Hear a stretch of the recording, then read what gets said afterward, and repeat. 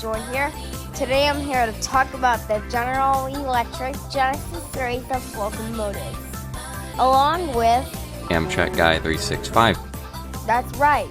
He's called Amtrak Guy 365. Here we go. Amtrak ordered a Genesis engine. Wait a second, I'm not done interrupting just yet. So I know you might be thinking, hey, you didn't do the F-59, and it's my favorite engine, and it is still in service for your information. not doing the F-59 simply because Coaster Fan 2105 already did it, and that just be regurgitating information, really. But you did the F-40 and AEM-7, and so did Coaster Fan. Shh. He'll be alright. Don't go breaking the keyboard. Back to the episode. Amtrak's order of Genesis engines came about in 1992, but the final design and construction was delayed until 1993. This was due to conflicting ideas on the construction and overall design. In response, GE built 20 P-32-A BWHs starting in 1991 to compensate and fill in. Instead of revamping an existing freight diesel for conversion to passenger service, GE Transportation started from scratch, drawing up a whole new design. These units would replace the aging F-40PHs and fill in for the F-59s and P-32s. These new engines would use a monocoque, French for single shell, car body design designed by industrial engineer Cesar Vergara. However, due to this single building piece in the event of a wreck, the repairs would be rather costly. The units would be 14 inches shorter than the F-40PH in overall height, making them well suited for low-clearance Northeast Corridor tunnels. The car body was designed with aerodynamics and speed in mind. The aerodynamic design made it much more fuel efficient than its preceding locomotives, 22% more fuel efficient than the F-40PH. The units would be completely computerized, allowing for increased safety and lower maintenance costs. The head-end power system was also upgraded to power up to 16 Superliner coaches. The official name of this first series was the AMD-103, Amtrak Monocoque Diesel rated for 103 miles an hour.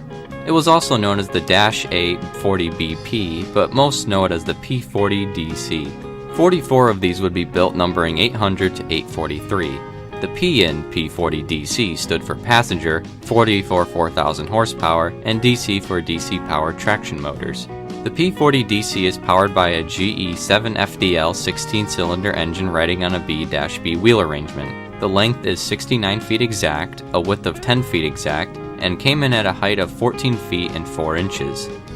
The P40s weighed in at 268,240 pounds, and while capable of 103 miles an hour, the units would be limited to 79 miles an hour. Most Genesis engines came equipped with Nathan K5LA air horns. Here are a few samples.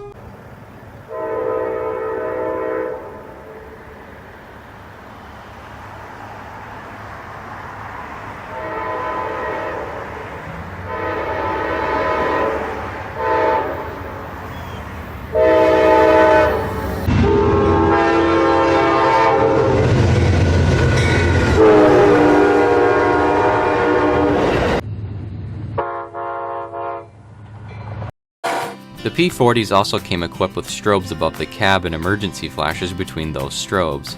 These would later be removed in future rebuilds and refurbishments. The P40s, with their increased horsepower, required less units than the F-40PHs on long-distance trains. The power of one P40 equaled the power of two F-40PHs. This in turn lowered operating costs for Amtrak. Another unique but confusing feature for some engineers was a horn button as opposed to a lever. Amtrak greatly favored the P40DC's reliability, fuel efficiency, design, and speed over the F-40PH and quickly began the replacement process. The unit soon became the poster boy for Amtrak advertising and relations, just as the F-40 had once done. However, it wasn't uncommon to see an F-40 or two trailing behind the replacement on long-distance trains. This was nonetheless the case on an infamous day on September 22, 1993 in Mobile, Alabama at 2:53 a.m. Amtrak Sunset Limited was running late with P40DC 819 leading and F40s 262 and 312 trailing.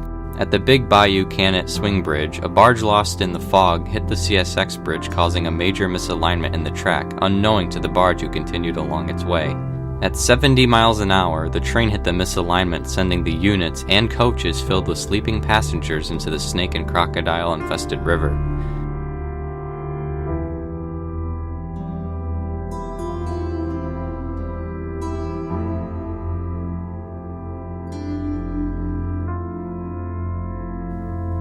A fuel fire erupted from the 3 locomotives seeping into the river and setting the coaches ablaze.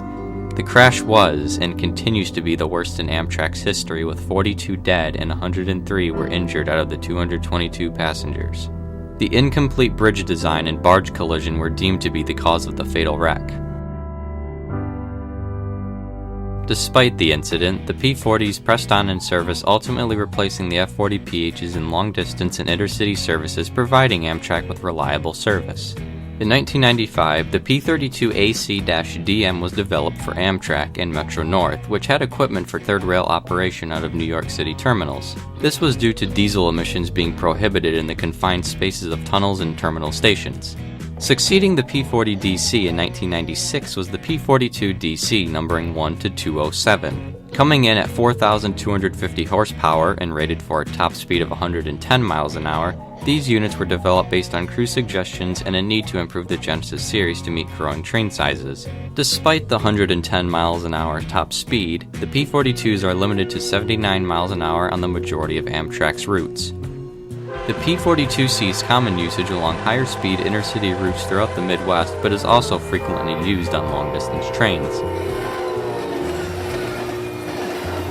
Also in 1996 was the start of the Incremental Train Control System, or ITCS. This system works with positive train control, which created the 79 miles an hour overspeed limit and handles railroad signaling. The project started by upgrading 66 miles of strictly Amtrak track between Kalamazoo and New Buffalo, Michigan to 110 miles an hour standards.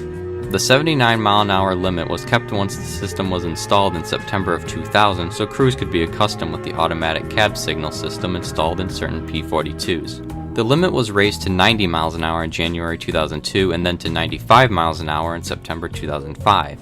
Several 110 mile an hour speed limit tests have been undertaken with the Wolverine and Blue Water services.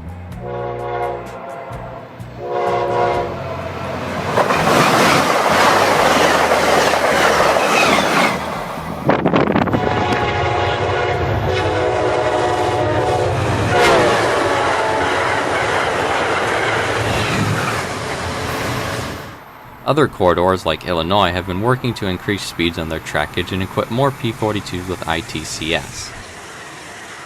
In 2001, Via Rail of Canada ordered 21 P-42 DCs to replace old F-40s, LRCs, and 1956 Heritage FP9 locomotives.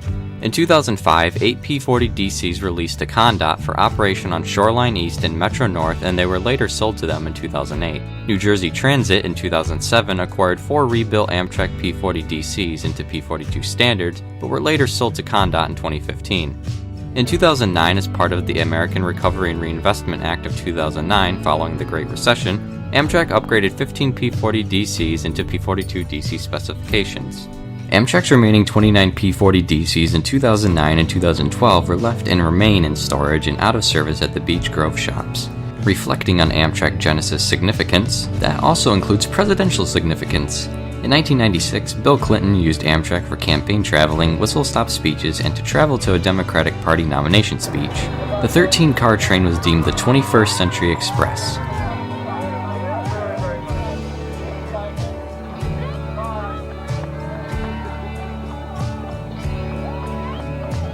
The journey was Trumanesque, as described by a New York Daily News reporter. This was a reference to Harry S. Truman's whistle-stop speeches during the 1950s. In 2000, George W. Bush used Amtrak to campaign for re-election, and in 2009, upon the election of Barack Obama, the president-elect embarked on a journey to Washington, D.C. for his inauguration speech. The convoy of trains was deemed the Obama Express.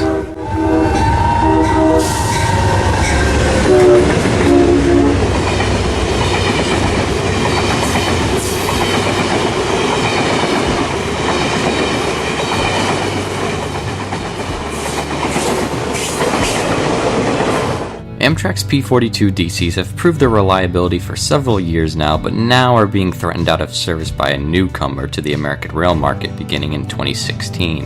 The the Siemens SC-44 Charger. These futuristic-looking and some considered ugly locomotives are going into service as low-emission emitting diesel electrics designed to replace the Genesis engines on corridor trains in the Midwest and West Coast. Several have been on test runs with P-42s, and others have already gone into service on commuter roads and state corridors such as the Bright Line using a streamlined version and Amtrak's Hiawatha and Cascade services. The future of the Genesis series of engines on corridor routes seems short to some, seeing as the units are over 20 years old and the Chargers are taking over. No matter the case, the Genesis series of locomotives have served Amtrak and other railroads well over the last couple of decades. They always will, and still are, part of the history book of Amtrak, the National Railroad Passenger Corporation.